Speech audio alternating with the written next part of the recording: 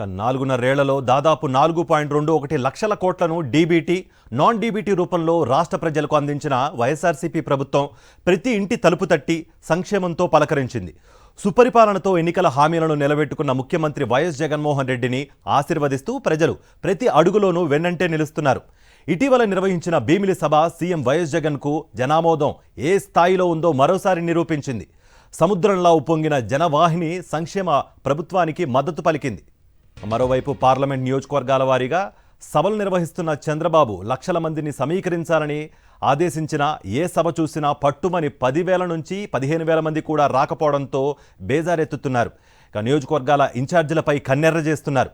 ప్రజాభిష్టం అలా ఉన్నప్పుడు తామేం చేయగలమని పార్టీ నేతలు నిస్పృహ వ్యక్తం చేస్తున్నారు.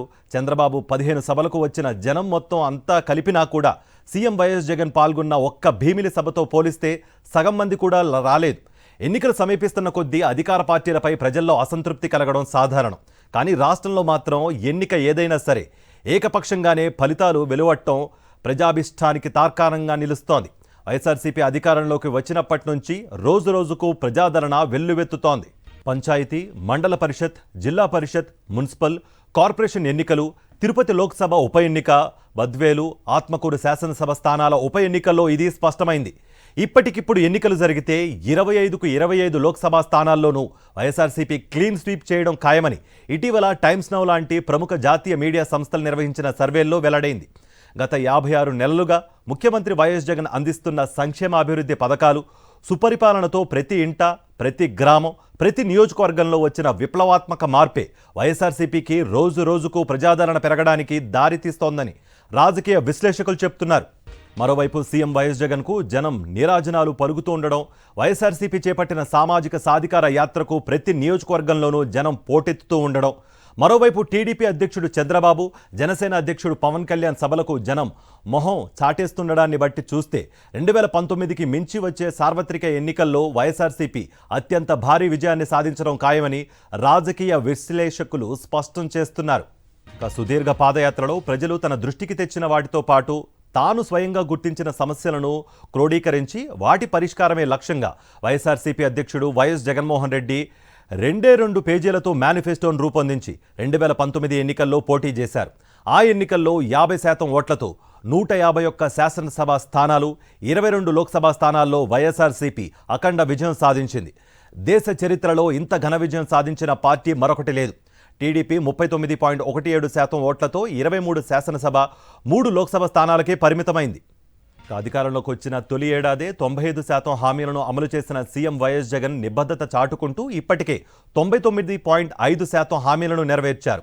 కరోనా ప్రతికూల పరిస్థితుల్లోనూ ఏ ఒక్క సంక్షేమ పథకాన్ని ఆపలేదు. ఇప్పటిదాకా డీబీటీ, డైరెక్ట్ బెనిఫిట్ ట్రాన్స్ఫర్ రూపంలో 2.53 లక్షల కోట్లు, నాన్ డీబీటీ రూపంలో 1.68 లక్షల కోట్లు వెరసి మొత్తం 4.21 లక్షల కోట్ల మేర పేదలకు ప్రయోజనాన్ని చేకూర్చారు.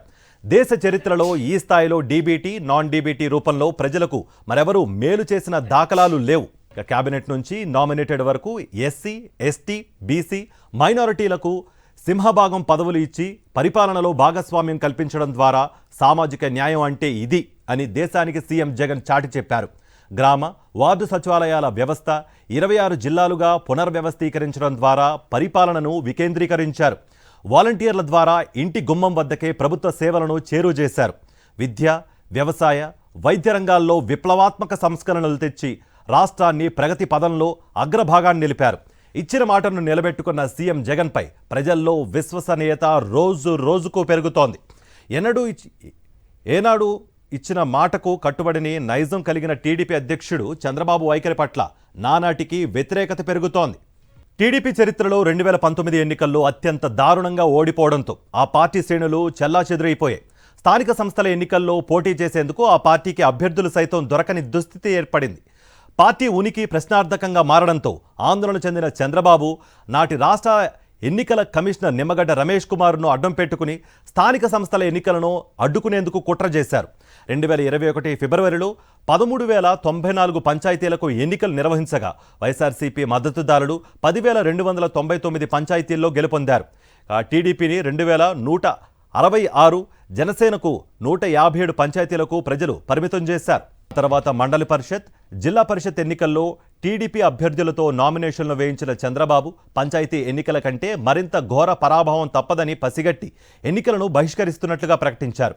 అయితే క్షేత్రస్థాయిలో పార్టీ నేతలకు భారీ ఎత్తున ధనం సమకూర్చి నిమ్మగడ్డ రమేష్తో కలిసి కుట్రలకు పాల్పడిన మండల జిల్లా పరిషత్ ఎన్నికల్లో వైఎస్ఆర్సీపీ ఘన విజయం సాధించింది. మండల జిల్లా పరిషత్ ఎన్నికల తరహాలోనే మున్సిపల్ కార్పొరేషన్ ఎన్నికల్లోనూ నిమ్మగడ్డ రమేష్తో కలిసి చంద్రబాబు పన్నిన కుట్రలను ప్రజలు చిత్తు చేశారు.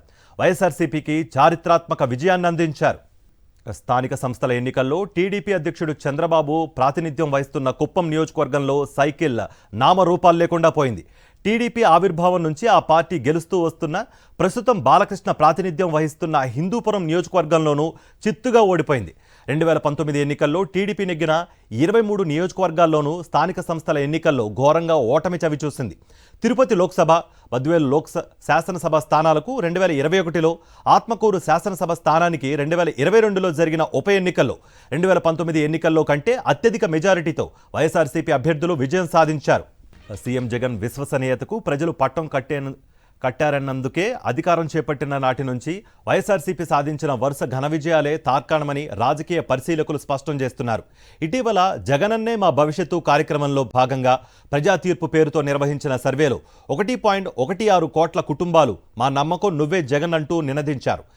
ఇప్పటికిప్పుడు ఎన్నికలు జరిగితే రాష్ట్రంలో 25కు 25 లోక్సభ స్థానాల్లోనూ వైఎస్ఆర్సీపీ విజయం సాధించడం ఖాయమని తాజాగా టైమ్స్ నౌ లాంటి ప్రముఖ జాతీయ మీడియా సంస్థలు నిర్వహించిన సర్వేల్లోనూ వెల్లడైంది.